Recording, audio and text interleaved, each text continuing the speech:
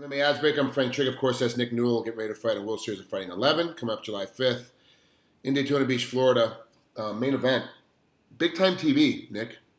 This is what, your 100th interview of the week? Yeah, I've been doing a lot of interviews. Everyone seems to want to interview me, but I don't mind. Fight promotion is always good. And, when I get to hang out with my buddy Frank Trigg, that's not bad either. I know, right? I'm sorry I missed you. I know you were in Vegas last weekend. I was overseas and we couldn't hang out. I apologize. Yeah, too busy helping out the troops, huh? Yeah, sometimes you have to get back to those that allow me to be able to do this, exactly what we're doing right now. It's, Definitely. Those guys are my heroes. I didn't realize how little the pay was. I thought it had increased, but it didn't. It's actually gotten worse. So they're severely underpaid. You actually make more in one fight than one of those guys makes all year. So it's definitely something that everyone should do is go out on those USO tours and see the troops whenever they can. First question, though, is it always intrigued me when I was competing that every interview I'd get the same question over and over again. Whatever the question was, that was like the topic of the week for the fight. What's the one question now that you're tired of answering? What are the advantages and disadvantages of fighting with one hand?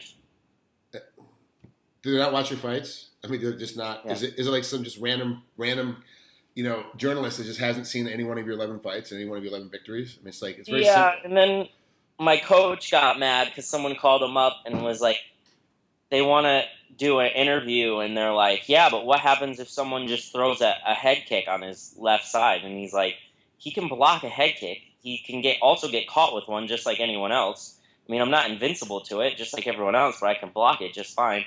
And then they're like, well, he can't do an arm bar. And it's like, would you just look at his record? He has 2 wins. I have 2 wins by arm bar. It's like, yeah, I can't do it. I only beat 2 people with it. Do you feel like that sometimes now it's to your advantage, but it's also a disadvantage that they're trying to sensationalize you being such a good fighter? Yeah, I don't know. I mean, as long as people are paying attention, I guess, and watching. I've never asked for any extra attention just because I have one hand or asked for anything special. I just go out there and I fight with everything I have, and I go for the finish right from the start and make it entertaining. Let's talk about Justin. He's 11-0, you're 11-0. Obviously, someone's walking out of there with a loss. It's a big fight on big TV. You're kind of more used to the pressure because every time you fought, it's always been everyone keeps asking you, and you've always got more interviews than anybody else whenever you fought, whether you're on the undercard, the main card, or the main event. It didn't make a difference. Do you think the pressure is going to get to him for this being such a huge fight? I hope it does. Makes my night easier, he's a great fighter, and I'm very confident going into this fight. It definitely, the stakes are high. I mean, he has the advantage of having main evented for World Series before, and he's already a champion. One thing with me is I don't actually really feel that much pressure. I've come to terms with the fact that I can fight 500 times. I could win 500 fights, and then as soon as I lose one, people are going to say I suck and I should have never fought and I told you so and this and that. And to me, it's just comical. I feel like I've proven everything I already need to prove to anyone in this sport in terms of my legitimacy and my credibility as a world-class competitor. From here on out, I'm just proving stuff to myself, and I'm just pushing it and trying to achieve more and more. What does Justin bring inside the cage you haven't seen before? Does he do anything different than anybody else? He's the first All-American wrestler that I fought, but I've trained with All-American wrestlers. I train with them all the time, and I can take them down. It's not an issue. It definitely makes my job a little bit harder with his pedigree, but I got some tricky little moves that I use and things that people really haven't seen yet. And I'm persistent and I'm relentless.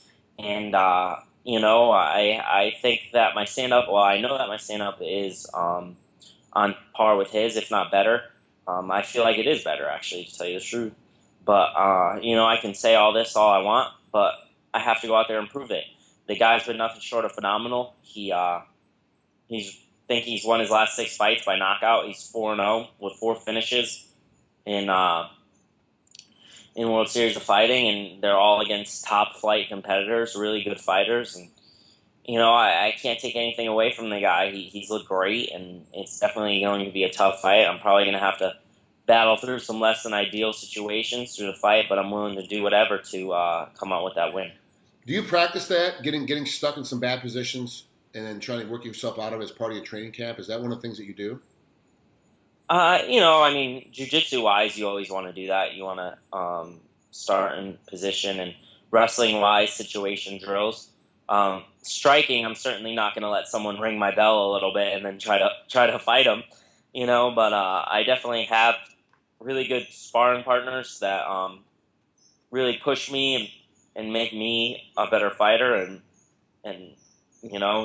beat me up a little bit and make the training camp real hard. So when I come to fight, that part's easier.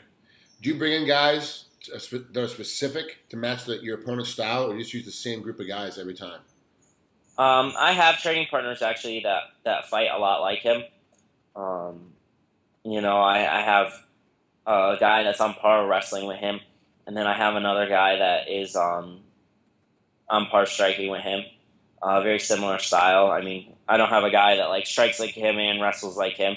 That's kind of hard to find. He's very unique right there in that aspect. But how many sparring partners do you think he has that fight like me? Yeah, true. And then I asked him. I interviewed him. I asked him, what's it like trying to find someone to mimic your style? He said it's impossible. You can't find anybody to mimic your style. So you have an advantage where you're always able to mimic the other guy's style through a couple different training partners, like it is in this case. But no one can ever match what you do. And so even if they know you've got an armbar and a guillotine and you're going to chase them down and hunt for their head, they can't prepare for it. Do you think that is a huge advantage or an unfair advantage for you because no one can mimic your style and no one can match up with you? No, I don't think that. I think that everyone's different and everyone has different fighting styles. I am a little more different, a little different to train for, but that's something you have to get used to in this game, and I don't think it's an advantage. Maybe, I don't know. Maybe if you look at it different ways, but I mean, everyone's really a surprise when you get in there with them. You don't know how strong someone is until you actually tie up with them. You don't know how hard they hit until they actually hit you. So, where do you see you ranked out within the other 155 pounders throughout the world? Put everybody in the mix. Where do you think you are right now? I don't know. I don't pay much attention to rankings. I don't really care what I'm ranked in the world. All I want to do is beat everyone that's put in front of me and prove that I'm one of the best. I know that I can hang and beat everyone in the world, so it's all about me just proving it. I can sit here and talk about it all day, but unless I go out there and do it, it doesn't mean anything. All right, Nick, thanks for coming out and spending a couple minutes with us here at MMA Oddsbreaker. I appreciate it. Good luck this weekend, July 5th on World Series of Fighting. We'll talk to you soon, bud. Thank you.